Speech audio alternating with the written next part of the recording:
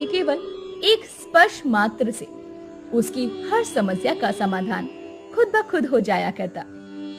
वो हर किसी की मदद करती। इसी तरह गांव वाले पुष्पा को बहुत ज्यादा प्यार करने लगे थे। पुष्पा भी बिना किसी मतलब के सबकी मदद किया करती। सब कुछ बहुत बढ़िया चल रहा था।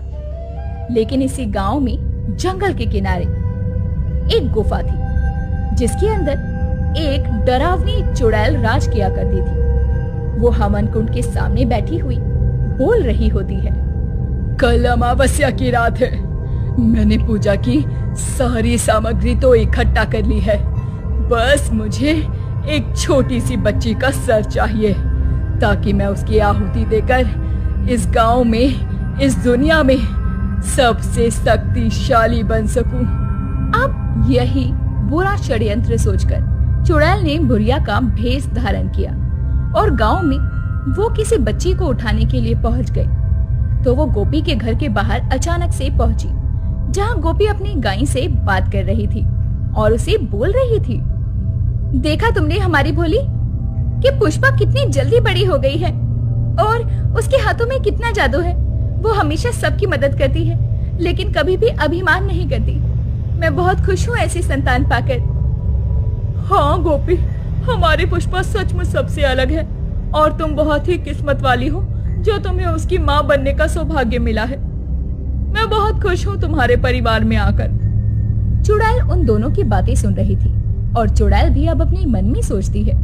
अच्छा, तो ये बात है, इनकी बेटी पुष्पा जादुई शक्तियों की मालकिन है। तो ठीक है, मैं ऐसा करती हूँ, उससे ही चुरा लेती हूँ।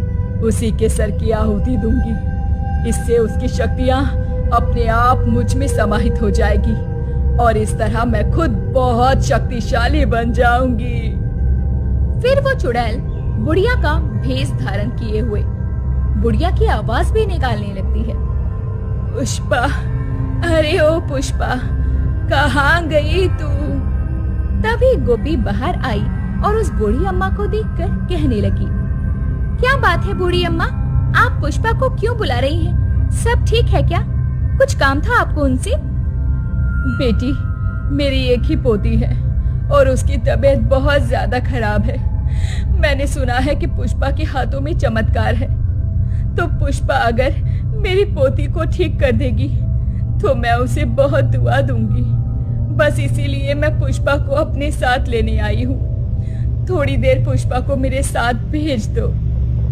दादी अम्मा, आपको परेशान